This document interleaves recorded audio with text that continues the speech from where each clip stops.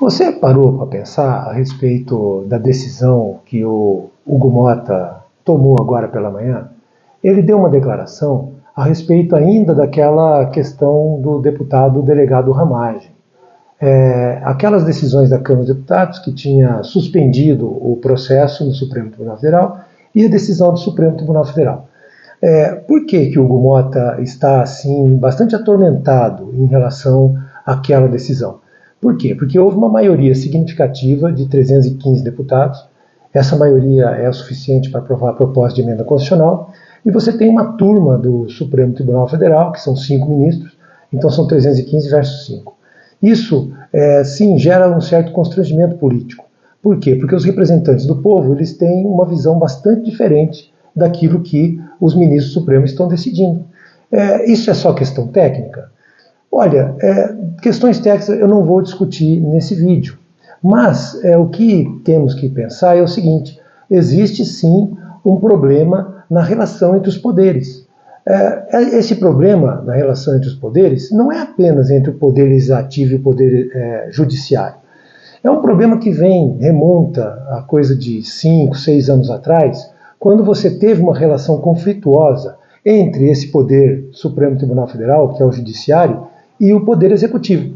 Na época, o Poder Executivo era do presidente Jair Messias Bolsonaro e o Supremo Tribunal Federal, em relação ao Poder Executivo, tomava sempre decisões contrárias à governabilidade. Sempre decisões que pediam 48 horas para explicações, uma série de coisas.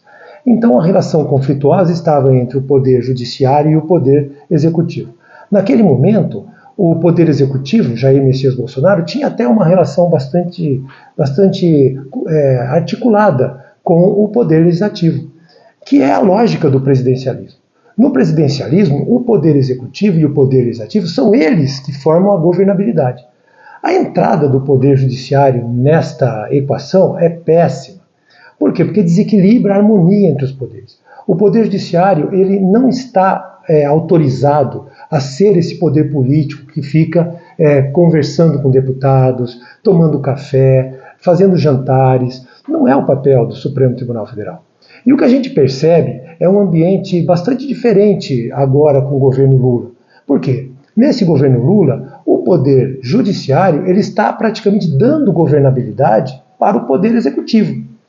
E aí, obviamente, que o Poder Legislativo, tirando a cúpula, que é o presidente Hugo Motta e o presidente Davi Alcolumbre, que é o presidente do Congresso Nacional também, tirando a cúpula, você percebe que o ambiente interno no Poder Legislativo ele está bastante arestado em relação a vamos dizer assim, a essa modalidade nova de sistema de governo que é uma governabilidade dada ao Poder Executivo pelo Poder Judiciário.